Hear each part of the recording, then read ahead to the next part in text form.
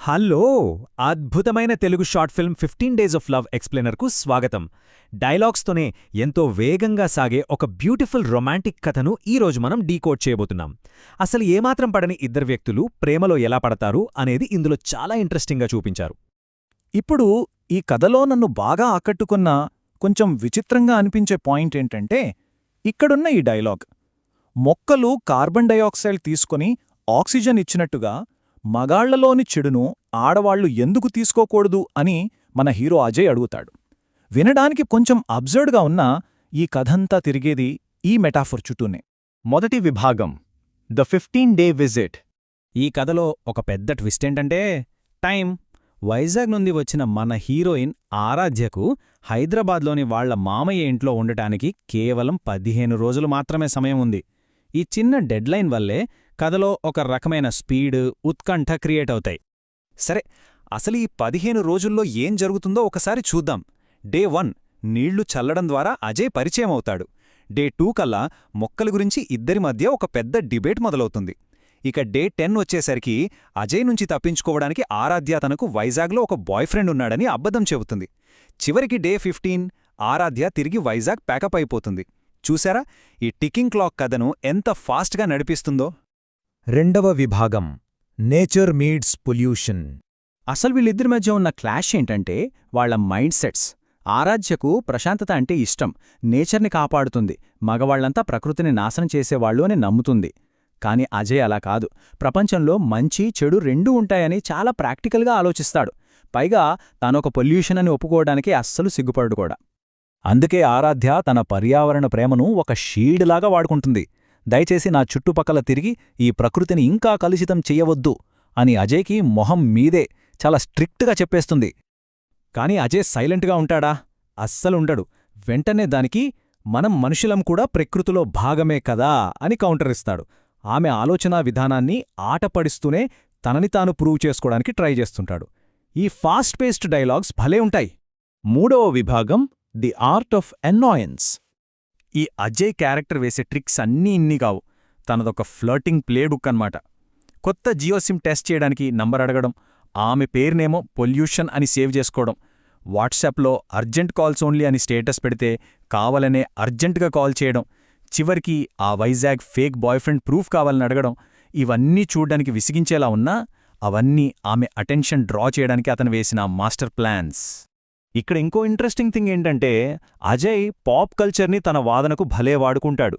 ఒక పాత శ్రీదేవి పాట అర్థాన్ని మొత్తం మార్చేసి అమ్మాయిలు ఇలా అబ్బాయిల్ని ఎక్కువ ఆట పట్టించకూడదని ప్రపోజ్ చేసిన వెంటనే ఆన్సర్ చెప్పేయాలంటూ తన లాజిక్ని చాలా తెలివిగా ప్రజెంట్ చేస్తాడు. అయితే అజయ్ కేవలం ఇలాంటి ఫన్నీ పనులు మాత్రమే చేసే కుర్రాడు కాదు సుమా. మోడర్న్ రొమాన్స్ పట్ల అతనికి చాలా ప్రాక్టికల్ వ్యూస్ ఉన్నాయి. నేటి కాలంలో ప్రేమంటే డబ్బుతో ముడిబడి ఉందని, మధ్యతరగతి అబ్బాయి ఒక ధనవంతురాలైన అమ్మాయిని ప్రేమిస్తే ఈ సమాజం అతన్ని ఒక మోసగాడిగా చూస్తుందని అతను చెప్పే మాటలు వింటే అతని ఆలోచనలు ఎంత లోతుగా ఉన్నాయో మనకు అర్థమవుతుంది. మళ్ళీ ఆ మొదటి పాయింట్కి వద్దాం. ఆరాధ్యకి మొక్కలు నాటడమంటే ఎంత ఇష్టమో తెలుసు కదా. దాన్ని అజయ్ చాలా ఈజీగా తన వాదన వైపు తిప్పుకుంటాడు. మగాళ్లను కాలుష్యంగా చూసే బదులు తమలోని చెడును ఆడవాళ్లు ఎందుకు స్వీకరించకూడదు అంటూ ప్రకృతిపై ఆమెకున్న ప్రేమను కాస్త మనుషుల మధ్య ఉండే బంధాల గురించిన ఒక ఫిలాసఫికల్ డిబేట్గా మార్చేస్తాడు. ఇక ఇదంతా ఒక ఎత్తు అయితే, పిల్లలతో బ్లైండ్ ఫోల్డ్ గేమ్ ఆడుకుంటున్న ఆరాధ్య దగ్గరకు అజయ్ వెళ్లి ముద్దు పెట్టుకునే సన్నివేశం మరో ఎత్తు. ఆ క్షణంలో ఆమె రియాక్షన్, నమ్మకం గురించి ఆమె ఎంత సీరియస్గా ఫీలయిందో మనకు స్పష్టంగా చూపిస్తుంది. ఇద్దరి మధ్య ఉన్న టెన్షన్కి ఇదొక పీక్ మూమెంట్ అని చెప్పొచ్చు. ఇక 4వ విభాగం ద టర్నింగ్ పాయింట్. వరిప్పుడు అసలు ప్రశ్న ఏంటంటే, ఈ లోకల్ కుర్రాడు కేవలం 15 రోజుల్లో ఆ నేచర్ లవర్ మనసు గెలుచుకోగలడా? ఆరాధ్య కోపం ఎలా కరగబోతుందో తెలుసుకునే ముందు కథలో ఒక భలే సస్పెన్స్ క్రియేట్ అవుతుంది. ఆరాధ్యలో వచ్చిన మార్పుని మనమిక్కడ స్టెప్ బై స్టెప్ గమనించొచ్చు. మొదట్లో మగవాళ్లంటేనే మోసగాళ్లని చెప్పినామే మెల్లగా తనలో ఒక తుఫాను రేగుతోందని ఒప్పుకునే స్థాయికొస్తుంది. అజయ్ని ఇడియట్ అని తిట్టిన నోటితోనే నన్నొక 20 సెకండ్లపాటు హగ్ చేసుకోమని అడుగుతుంది. తనను మ్యానిపులేట్ చేస్తున్నాడని అనుకున్న అమ్మాయి ఇప్పుడు అతనికి ఎక్కడ దూరమైపోతానోని భయపడుతుంది. షీ టోటలీ చేంజ్డ్ కదా. ఇక్కడే అజయ్ తను స్టార్ట్ చేసిన ఆ పొల్యూషన్ అండ్ ప్లాంట్ మెటఫర్కి ఒక బ్యూటిఫుల్ కంక్లూజన్ ఇస్తాడు. ఆట పట్టిస్తూనే ఆమె గొంతు పట్టుకొని నువ్వు నాకు కావలసిన ఆక్సిజన్ ఇవ్వకపోతే నేను మళ్ళీ నార్మల్ అవ్వలేను అని చాలా ఎమోషనల్గా క్యూట్గా తన ప్రేమను ఎక్స్ప్రెస్ చేస్తాడు. రొమాంటిక్ కథలంటే వాన లేకుండా ఎలా ఉంటుంది చెప్పండి? చివరికి వర్షంలో అజయ్లోని ఆ పాజిటివిటీ, అతని ఆశావాదం తనకెంతగానో నచ్చాయని రియలైజ్ అయి ఆరాధ్య తన మనసులోని ప్రేమను అతనికి చెప్పేస్తుంది. కాని ఇక్కడొక ఐరనీ ఉంది. మొదట అజయ్లో ఏ క్వాలిటీ చూసి ఆమె ఇరిటేట్ అయ్యిందో ఇప్పుడు అదే క్వాలిటీ వల్ల అతను ఎక్కడ దూరమవుతాడో అని భయపడుతోంది. నీ ఆప్టిమిజం వల్ల నన్ను మర్చిపోతావేమోనని భయంగా ఉంది అని ఆరాధ్య అనడం రిలేషన్స్లో మనుషుల పర్స్పెక్టివ్స్ ఎలా మారిపోతాయో అనడానికి బెస్ట్ ఎగ్జాంపుల్. 5వ విభాగం ఏ జర్నీ టు వైజాగ్. కథ చివరకొచ్చేసింది. 15వ రోజు వచ్చేసింది. ఆరాధ్య వైజాగ్ బయలుదేరుతుంది. కాని అజయ్ లేకుండా ఆమెకు ఊపిరి ఆడని ఫీలింగ్ కలుగుతుంది. వాళ్ళు మాట్లాడుకున్న ఆ ఆక్సిజన్ మాట ఇక్కడ అక్షరాలా నిజమవుతుంది. ఇక అజయ్ ఊరుకుంటాడా?